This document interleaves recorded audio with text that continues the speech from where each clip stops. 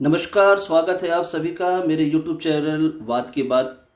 मैं हूं डॉक्टर जगबीर सिंह और मैं आपको बताता रहा हूं गठिया वात और उससे संबंधित ज़रूरी जानकारी। आज मैं आपको बताऊंगा कि गठिया वात के मरीज़ों में या किसी भी अन्य मरीज़ में शुगर किस तरह से जांच की जाती है, किस तरह से उससे मॉनिटर करना चाहिए। गठिया वात के जितने भी मरीज़ हमारे पास आते हैं उनमें करीब 30% लोगों में शुगर की बीमारी रहती है। और बहुत बार मैंने देखा है, पिछले 20 वर्षों का मेरा अनुभव है कि मरीज़ों को पता नहीं होता कि शुगर की जांच कैसे करनी है। फास्टिंग ब्लड शुगर का मतलब क्या होता है, 2 घंटे भोजन के 2 घंटे बाद जो जांच करनी होती है उसका क्या मतलब होता है। और जिन मरीज़ों में शुगर की प्रॉब्लम होती है उनमें गठियावात होने की संभावना और बढ़ जाती है, और जिनमें गठियावात की बीमारी होती है उनमें शुगर होने की संभावना बढ़ जाती है। तो ये दोनों बीमारियां काफ़ी हद तक आपस में जुड़ी हो सकती हैं या साथ साथ चलती हैं, इसलिए मैं ये वीडियो आपको बनाकर बता रहा हूँ।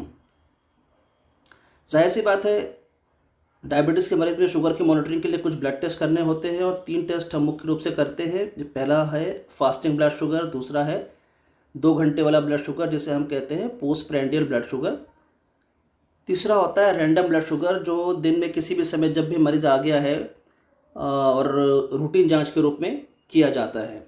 और वहीं फास्टिंग ब्लड शुगर और PP2 ब्लड शुगर जो है इसकी तैयारी की जाती है और प्लान करके किया जाता है और प्राय या सुबह के समय किया जाता है। फास्टिंग ब्लड शुगर से मतलब होता है कि नाश्ते से तुरंत पहले। बहुत बार मैंने देखा है कि मरीज़ सुबह 8 बजे शुगर की जांच करते हैं खाली पेट वाली, उसके बाद 9-10 बजे नाश्ता करते हैं, फिर 12 बजे वो शुगर 2 घंटे वाली जांच करते हैं। इसमें रिपोर्ट सही नहीं आती है। मरीज़ को ध्यान देना है कि उसके नाश्ते का जो रूटीन समय है, प्राय रोज़ दिन जो वो नाश्ता करता है, जिस समय करता है उसके तुरंत पहले उसे फास्टिंग ब्लड शुगर देना है। और जब उसने नाश्ता कर लिया है तो वहाँ से 2 घंटे में उसे 2 घंटे वाला शुगर देना है। बहुत बार मैंने देखा है कि मरीज़ लंच के 2 घंटे बाद शुगर की जांच कराते हैं, जो गलत है। फास्टिंग और PP2 ब्लड शुगर हमेशा नाश्ते के तुरंत पहले और नाश्ते के 2 घंटे बाद होना चाहिए। अगर तो मरीज़ इंसुलिन जैसी चीज़ ट्रीटमेंट में ले रहा है तब कभी कभी 2 घंटे वाली शुगर की जांच जो है 1.5 से पौने 2 घंटे में भी करने के लिए हम कहते हैं। जब रिपोर्ट आती है तो हम रिपोर्ट को नॉर्मल मानते हैं अगर खाली पेट blood sugar, fasting blood sugar 110 से कम आता है, और 2 घंटे वाले को नॉर्मल मानेंगे अगर 140 से कम आता है, और रैंडम ब्लड शुगर 200 से कम हो तो उसे हम नॉर्मल मान सकते हैं। डायबिटीज़ के मरीजों में अगर ट्रीटमेंट नहीं चल रहा हो और पहली बार जांच हो रही हो और डायबिटीज़ पहली बार पता चल रहा है, तो शुगर 126 से ज़्यादा हो खाली पेट तो हम कहते हैं मरीज़ को शुगर की बीमारी है। 2 घंटे वाली जांच अगर 200 से ज़्यादा हो तो हम कहते हैं शुगर की बीमारी है। या फिर रैंडम जांच कभी 200 से ऊपर आई हो तो शुगर का डायग्नोसिस किया जा सकता है। पर बहुत बार ऐसा होता है कि खाली पेट शुगर नॉर्मल भी नहीं होता, यानी 110 से कम नहीं होता है, 110 से ज़्यादा होता है, पर 126 से कम होता है। और बहुत बार जो 2 घंटे वाली जांच है वो नॉर्मल नहीं होती है, यानी 140 से कम नहीं होकर 140 से ज़्यादा होती है, पर 200 से कम होती है। तो इस स्थिति को हम कहते हैं कि आपकी शुगर बॉर्डर पे है, और इसको टेक्निकली हम कहते हैं प्री डायबिटीज़। नॉर्मल और डायबिटीज़ के बीच की अवस्था। यहाँ पर प्राय मरीज़ को दवा नहीं लिखी जाती है, पर शुगर के मरीज़ में जितने परहेज़ करने होते हैं, जो भी लाइफस्टाइल मॉडिफिकेशन करना होता है, सब कुछ प्री डायबिटीज़ के स्टेज में मरीज़ को करना चाहिए। बहुत बार fasting blood sugar, PP2 blood sugar और रैंडम ब्लड शुगर की जो रिपोर्ट आती है जिसमें शुगर नज़र आता है, बहुत बार मरीज़ को तसल्ली नहीं होती है। कई बार डॉक्टर को भी डाउट रहता है कि ये शुगर कहीं धोखे से किसी कारण से बढ़ गया हो, हाल फिलहाल में मरीज़ को कुछ स्ट्रेस रहा हो, तनाव रहा हो, खान पान में कुछ खास गड़बड़ी की हो, तो अचानक धोखे से बढ़ा हुआ आ गया है, या टेक्निकल एरर हो सकता है लैब में। ऐसी स्थिति में शुगर को कंफर्म करने के लिए स्पेशल जांच और की जाती है जिसे हम कहते हैं HbA1c। इस शुगर जांच की विशेषता ये है कि ये किसी एक दिन की शुगर रिपोर्ट नहीं दे रहा है, ये पिछले 3 महीने का 90 दिन का एक एवरेज शुगर देता है। तो अगर ये बढ़ा हुआ आता है तब तो 100% एक्सेप्ट करना ही पड़ता है कि शुगर की बीमारी मरीज़ को हो गई है। तो नॉर्मल व्यक्ति में ये 5.7% से कम होना चाहिए, और अगर ये 6.5% से ज़्यादा होता है तो हम कहते हैं कि मरीज़ को शुगर हो गया है। और अगर रिपोर्ट 5.7 और 6.5 के बीच में आए तो हम कह सकते हैं मरीज़ को बॉर्डर में शुगर है और खान पान में परहेज़ की ज़रूरत है। तो अगर किसी व्यक्ति का शुगर बॉर्डर में है तो उसे लाइफस्टाइल मॉडिफिकेशन के बाद अपना शुगर किस लेवल पर लाना चाहिए? तो जाहिर सी बात है ये नॉर्मल की तरफ आना चाहिए। खाली पेट 110 से कम होना चाहिए, 2 घंटे वाला 140 से कम हो जाना चाहिए, खान पान का परहेज़ करके, वज़न घटा के, एक्सरसाइज करके, और HbA1c 5.7 से कम लाने की कोशिश करना चाहिए।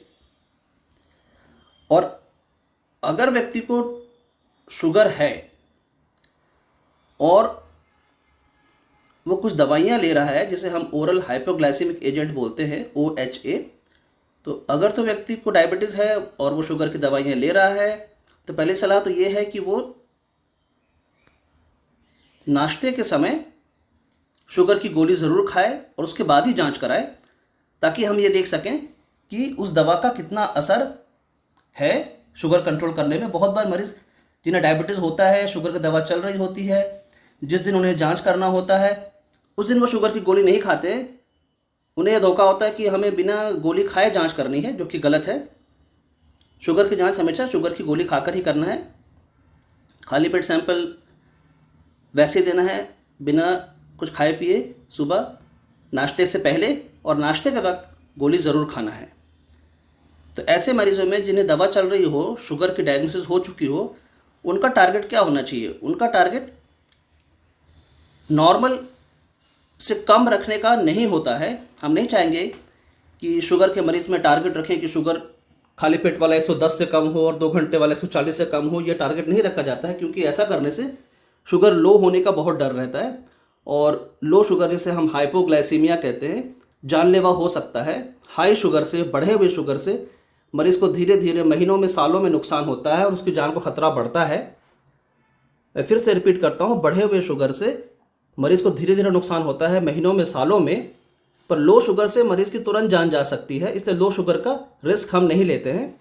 तो जिन मरीज़ों को डायबिटीज़ है, दवाइयाँ चल रही हैं, उनमें हमारा टारगेट ये नहीं होता है कि शुगर को नॉर्मल कर दें, 110 से कम कर दें, 140 से कम कर दें।